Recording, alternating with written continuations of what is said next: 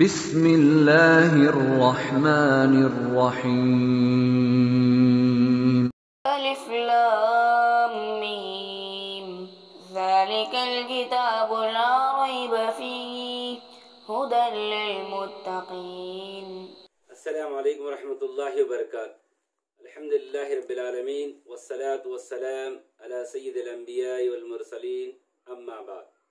محترم سامعین کرام، ابھی جن آیات کی تلاوت آپ نے سماعت فرمائی ہے اس کا مختصر ترجمہ اور اس کی تفسیر سماعت فرمانے کی کوشش کریں۔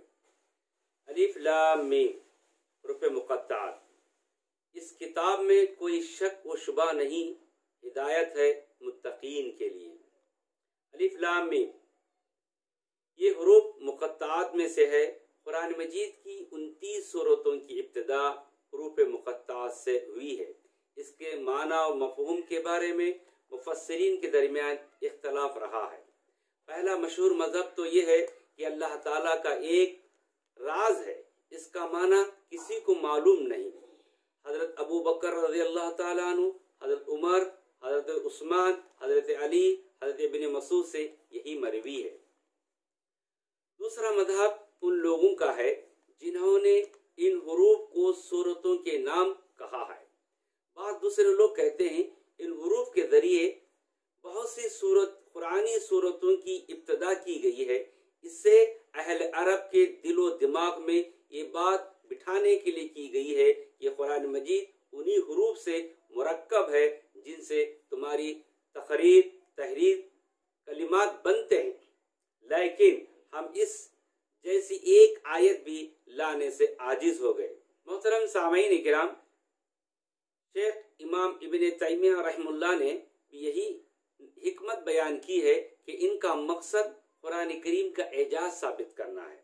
حافظ ابن کثیر رحمہ اللہ لکھتے ہیں یہی وجہ ہے کہ جن سورت کی ابتدا ان حروف سے ہوئی ہے ان میں قرآن کی عظمت اور اس کے اعجازی کلام ہونے پر زور دیا گیا ہے، جیسا کہ اللہ تعالیٰ کا فرمان سورہ ابراہیم میں ہے، الف لام را، یہ ایک عظیم الشان کتاب ہے، اس کو ہم نے آپ پر اس لیے نازل کیا کہ لوگوں کو اندھیروں سے نکال کر روشنی کی طرف لے جائے ان کے پروردگار کے حکم سے۔ اسی طرح سورہ سجدہ میں کہا گیا الف لام میم، اس میں کچھ شک نہیں کہ اس کتاب کا نازل کیا جانا تمام جہانوں کے پروردگار کی طرف سے ہے۔ اسی طرح کہا حام میم، یہ کتاب اللہ رحمان الرحیم کی طرف سے اتری ہے۔ محترم سامعین کرام، حروف مقطعات کبھی ایک حرف کی صورت میں بھی ہے، مثلا صاد، نون، قاف، کبھی 2 حروف کی صورت میں مثلا حام میم، کبھی 3 حروف کی صورت میں مثلا الف لام میم، کبھی 4 حروف کی صورت میں الف لام میم صاد وغیرہ، اور کبھی 5 حروف کے صورت میں بھی مثلا کاف ہا یا عین صاد وغیرہ، کیونکہ عربوں کا کلام کا اسلوب انداز بھی یہی ہے کہ وہ کبھی 1 حرف، کبھی 2 حرف، کبھی 3 حرف، کبھی 4 حرف، کبھی 5 حرف پر مشتمل ہوتا ہے۔ عربی زبان کا کوئی کلمہ حروف اصلیہ کے اعتبار سے 5 حروف سے زیادہ پر مشتمل نہیں ہے۔ محترم سامعین، اسی طرح وہ تمام صورتیں جن کی ابتدا حروف مقطعات سے ہوئی ہے، آپ دیکھیں گے ان سب میں قرآن کی عظمت، اس کے اللہ تعالیٰ کے کلام ہونے پر پورا زور دیا گیا ہے۔ الکتاب سے مراد قرآن مجید ہے، یعنی وہ عظیم کتاب جو حقیقی معنوں میں کتاب ہے، اس لیے کہ اس میں علم و حکمت کے ایسے خزانے اور ایسا کھلا ہوا حق بیان کیا گیا ہے جو اگلی کتابوں میں موجود نہیں ہے۔ ابن مسعود رضی اللہ تعالیٰ عنہ اور بہت سے صحابہ کرام سے روایت ہے لا ریب فیہ کے معنی ہے لا شک فیہ، اس میں کوئی شک نہیں۔ اس آیت کے معنی یہ ہوئے یہ کتاب قرآن مجید ہے، اس میں کوئی شک نہیں، یہ اللہ تعالیٰ کے پاس سے نازل ہوئی ہے، جیسا کہ اللہ تعالیٰ نے سورہ سجدہ میں فرمایا ہے اس میں کچھ شک نہیں کہ اس کتاب کا نازل کیا جانا تمام جہانوں کے پروردگار کی طرف سے ہے۔ ھدی للمتقین، ابن عباس رضی اللہ عنہما کہتے ہیں متقی ان لوگوں کو کہتے ہیں جو راہ ہدایت پر نہ چلنے کی صورت میں اللہ تعالیٰ کے عقاب سے ڈرتے ہیں اور دین اسلام کی تصدیق اور اس پہ چلنے کی صورت میں اللہ تعالیٰ کی رحمت کی امید رکھتے ہیں۔ ہدی للمتقین سے مراد وہ مومن بندے ہیں جو اللہ تعالیٰ کے ساتھ شرک سے بچنے اور اس کی اطاعت گزاری کرتے ہیں۔ اور ایک قول یہ بھی ہے کہ متقین سے مراد وہ لوگ ہیں جو اس ہدایت کو جسے وہ پہچانتے ہیں ترک کرنے میں اللہ تعالیٰ کے عذاب سے ڈرتے ہیں۔ ہدی للمتقین سے مراد وہ مومن بندے ہیں جو اللہ تعالیٰ کے ساتھ شرک سے بچتے اور اس کی اطاعت گزاری کرتے ہیں۔ ایک قول یہ بھی مروی ہے متقین سے مراد وہ لوگ ہیں جو اس ہدایت کو جسے وہ پہچانتے ہیں ترک کرنے میں اللہ تعالیٰ کے عذاب سے ڈرتے ہیں۔ ہدایت کو متقین کے لیے خاص کیا گیا ہے، جیسا کہ اللہ کا فرمان سورہ بنی اسرائیل میں، اور ہم قرآن سے وہ چیز نازل کرتے ہیں جو مومنوں کے لیے شفا اور رحمت ہے، اور ظالموں کے حق میں تو اس سے نقصان ہی بڑھتا ہے۔ اسی طرح سورہ یونس میں اللہ تعالیٰ کا فرمان ہے لوگوں تمہارے پاس تمہارے پروردگار کی طرف سے نصیحت اور دل کی بیماریوں کی شفا، مومنوں کے لیے ہدایت اور رحمت آ پہنچی ہے۔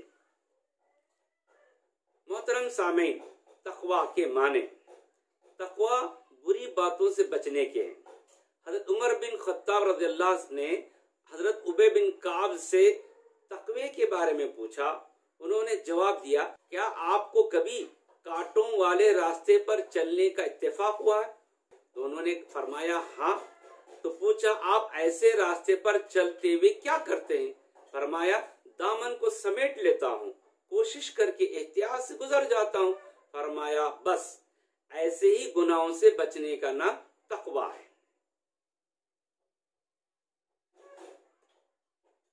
محترم سامعین، ہدی للمتقین، ہدی قرآن مجید میں لفظ ہدی کا استعمال دو معنوں میں ہوا ہے، یعنی اس کی دو قسمیں ہیں۔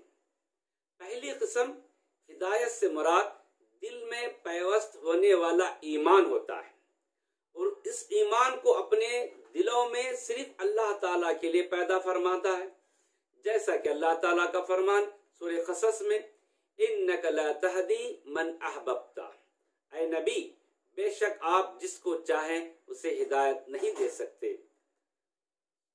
سورہ بقرہ میں کہا گیا لیس علیک ہداہم، اے نبی آپ لوگوں کی ہدایت کے ذمہ دار نہیں۔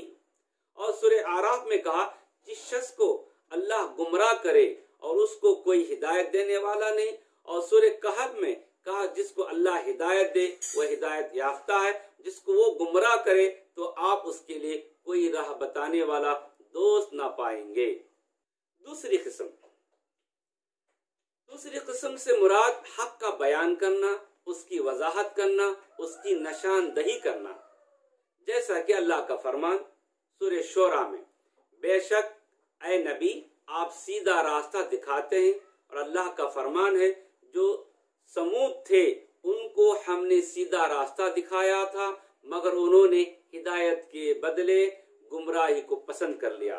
اللہ تعالیٰ نے فرمایا یہی لوگ ہیں جنہیں اللہ نے ہدایت دی ہے پس انہوں نے گمراہی کو انتخاب کیا۔ پس اس آیت کریمہ ہدایت کے دونوں معنی مراد ہیں، اس لیے اہل تقویٰ کو دونوں ہدایتیں حاصل ہوتی ہیں۔ قرآن ان کی رہنمائی کرتا ہے اور اس کے ذریعے راہ حق پر چلنے کی توفیق انہیں ملتی ہے۔ محترم سامعین، اللہ تعالیٰ سے آخر میں دعا کرتے ہیں کہ اللہ تعالیٰ ہم تمام کو ان باتوں پر عمل کرنے کی توفیق عطا فرمائے۔ اس کے بعد کے درس میں اگلی آیات پر روشنی ڈالی جائے گی انشاءاللہ۔ السلام علیکم رحمۃ اللہ وبرکاتہ۔